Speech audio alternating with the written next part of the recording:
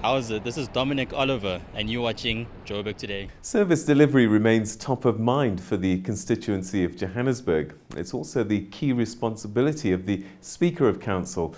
The Speaker is ultimately responsible to ensure stability and performance of those elected to Council.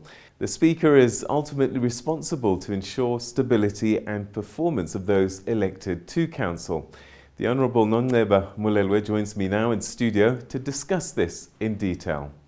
I'm Peter Ndoro, and this is For the Record.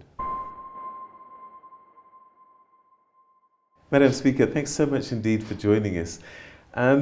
Given the COVID-19 pandemic and the way that it's disrupted pretty much everything in society, is the Joburg City Council functioning as it should?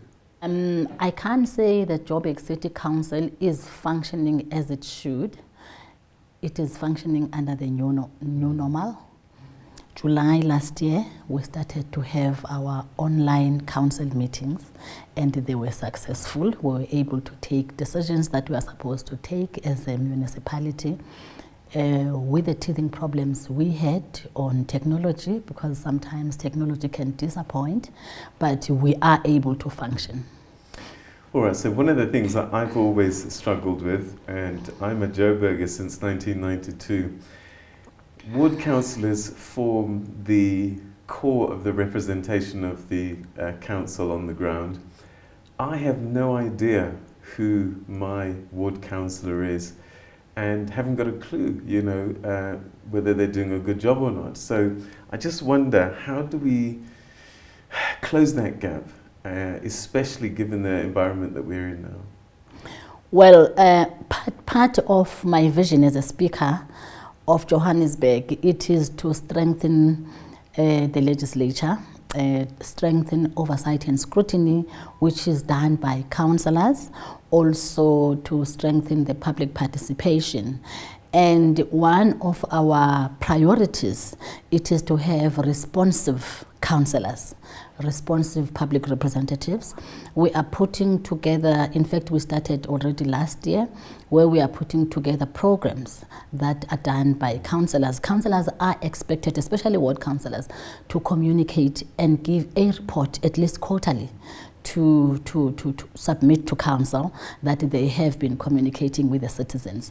So we are strengthening that, but as well, the civic education we are doing, it is about the community's understanding, knowing their councillors. As you say, you don't know your councillor, and also the role of a councillor, because some communities don't understand what is the role of councillors are.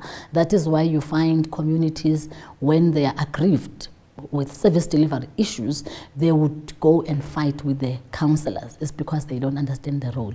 So this is the work that we have started to popularize public representatives within their communities. But also we are encouraging citizens to have interest on what is going on in their wards, because sometimes the ward councillor would call a meeting, and how many people go there? Some people don't even attend. They would loud hail, they would issue notices of meetings, and people won't have an interest to attend those meetings. And those are the meetings that you would know your councillor, and you would also know the role, and also give the councillor a mandate on what the community needs. So it is a two-way traffic. So we're still with COVID, and it's going to last for quite a bit longer, I guess. How, are you as ward councillors going to communicate with us? And also, we can't meet in these town halls. We are also encouraging ward councillors to have relationship with their local media in their localities, because even if people are unable to go to the halls, but they still listen to their radios. Yeah, so we are encouraging, in fact, we are encouraging the partnership with the media so that we can be able to communicate. We are also encouraging our councillors to have WhatsApp groups of their voting districts, because a ward is divided into different ward VDs, which is voting districts, so which is a block. Do you think your campaigns to educate people about bylaws and things like that are adequate? We are going to have that for the first time this year under the new normal. We have bylaws that have been passed by council, they are still a draft. And we are encouraging our Section 79 committees responsible for those bylaws to have online communication with the citizens to source inputs on the bylaws, because the bylaw becomes final after the citizens have given inputs. The Institute of Race Relations raised the concern recently that crime stats are not being forthcoming from city management for a while. Why is that?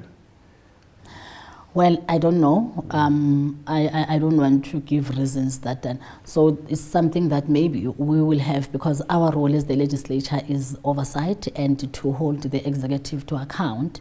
So it's something that we will have to call upon the executive to account on it, to say why that. We also depend on the states, because it starts nationally, then provincially, and then locally. But is security an issue for you that you're concerned with? How do you address it if you don't know the size of the problem? Well, the size of the problem is there. For example, at the legislature level, we have established a committee, a security committee, which consists of different stakeholders, SAPS, Johannesburg Metropolitan Department, SSA, and then so they are doing particularly analysis in the wards, risk analysis. So we are waiting for that report of the risk analysis that they are compiling for us, especially for councillors as well as their communities within the wards. If I'm driving along the road, I see a huge pothole, traffic light's not working. I, as a citizen, who do I contact? How do I contact them so that this can be dealt with?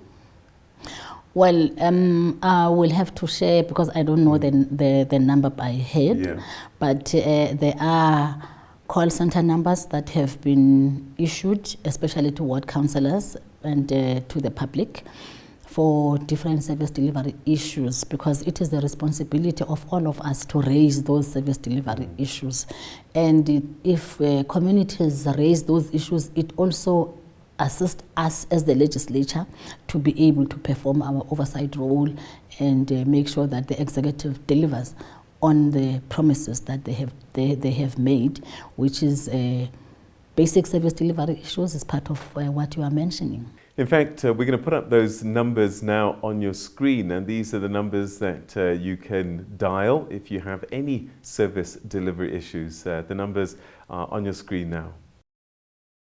All right, so given the current circumstances, what's your vision for 2021? Well, my vision for 2021, it is to enhance service delivery by making sure that the legislature, which is the arm of council where all councillors belong, performs its oversight and scrutiny.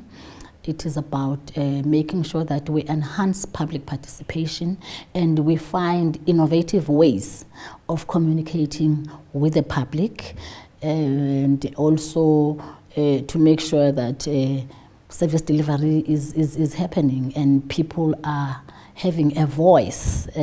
Participation of the citizens, it is very important. That's that. And then the second thing is to make sure that council functions and make decisions as mandated by the citizens of Johannesburg. All right, so 2021, we're expecting local government elections. We don't know when they're going to come, and I guess this is something that you have to wait from government to hear. Is there anything as citizens that we need to prepare ourselves for, be aware of ahead of a date being announced? Yes, there is. Remember that a vote is a voice of the citizens. Ordinarily, we are expected to have local government elections in August, and then there's a 3 months grace period, unless the cabinet decides otherwise because maybe of the pandemic. But we are expecting to have local government elections this year, and we are really pleading to the citizens to participate in local government elections, because local government is what is happening in their locality, and you have to have a voice as a citizen in what is happening in your locality, and your voice is expressed by your vote, where you are supposed to vote.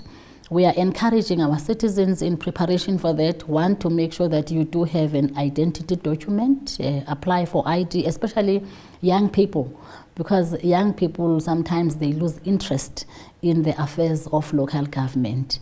So that is why in the legislature we are having master classes with young people. We started last year. We had master classes with young women. We are going to continue with those master classes this year, and master classes with young men. So what we also address, it is the participation of young people in the affairs of government, as well as issues like gender-based violence and that. So we are encouraging citizens to do that. We are also encouraging citizens to register to vote.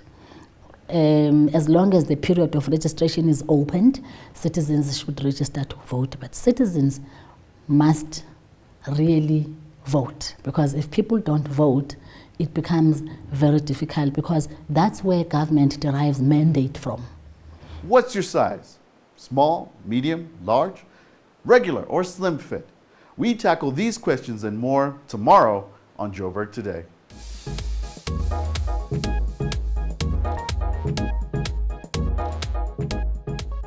So retail industry, like you said, has moved online, yes, and there's a lot of educating the customer that needs to be done, especially when it comes to things like sizes. So I've seen a lot of brands put up size charts to inform the customer of what is available and how to choose a garment that's correct for them.